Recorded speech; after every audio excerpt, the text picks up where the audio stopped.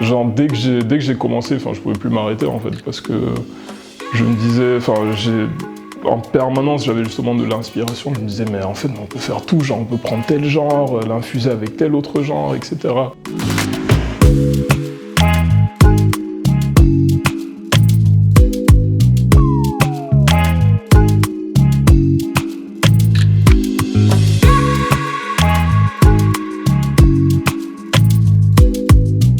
Mon prénom c'est Meyssa, M-E-Y-S-A. Mon nom de scène c'est Mr. Mace. Je suis né à Bafoussam, au Cameroun. Et à l'époque, mes parents habitaient au Mozambique, à Maputo. J'ai vécu par la suite en Guinée équatoriale, ensuite en Centrafrique, ensuite en Haïti. Ensuite, j'ai fait un trimestre ici. Et juste après, je suis allé en Afrique du Sud, là où j'ai fait tout le reste de ma scolarisation jusqu'au baccalauréat, jusqu'à l'université. J'ai commencé quand j'étais au lycée. À l'époque, c'était le logiciel FL Studio. Et en fait, ça m'avait toujours fasciné. J'avais toujours genre des espèces de mélodies que j'avais toujours envie de composer. Je mixais un tout petit peu aussi déjà au lycée. Je faisais des animations, les événements de l'école, le bal de l'école. Ça a toujours été là en fait.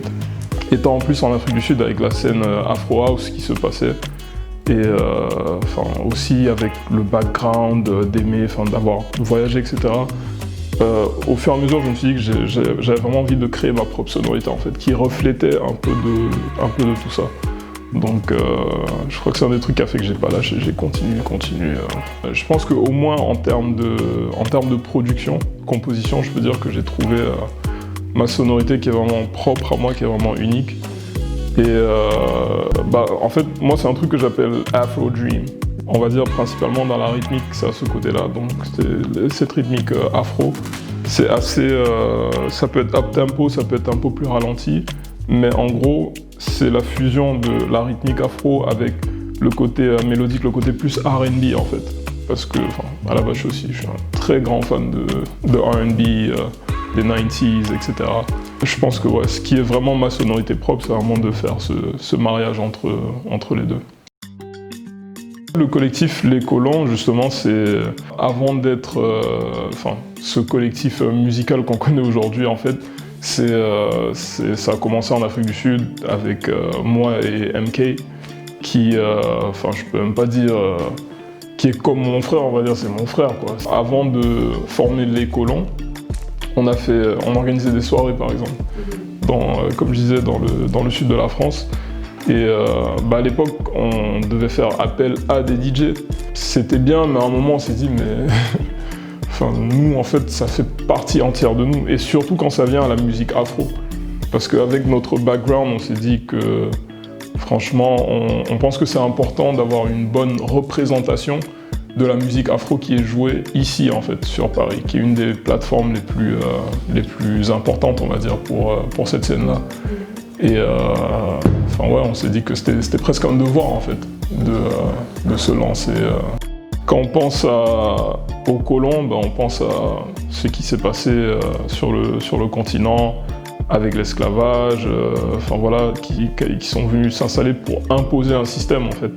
Et on se retrouve au jour d'aujourd'hui, il se passe une espèce de phénomène inverse dans le sens où maintenant il y a une grande partie des Africains qui immigrent ici et qui du coup laissent des traces de leur culture en fait.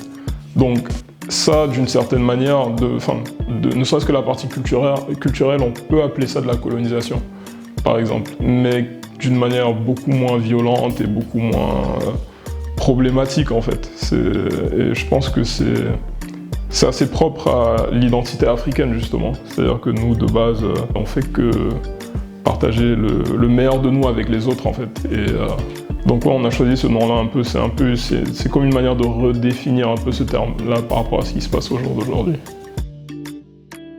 Au fur et à mesure, j'ai commencé à vouloir faire ça de manière professionnelle.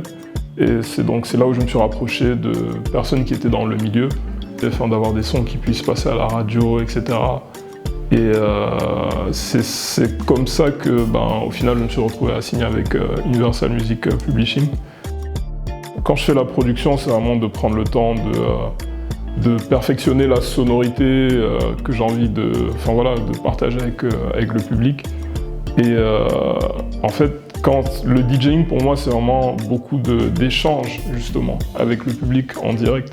Pour moi, ouais, les deux vont ensemble, parce que souvent, je me retrouve, par exemple, où on se retrouve avec MK, genre à faire des sons, on les produit et ensuite on les joue, donc on les vit deux fois en fait. On les vit pendant qu'on les crée, pendant qu'on trouve leur direction, et ensuite on les partage avec les gens, et c'est, je pense, une bénédiction de pouvoir faire les deux.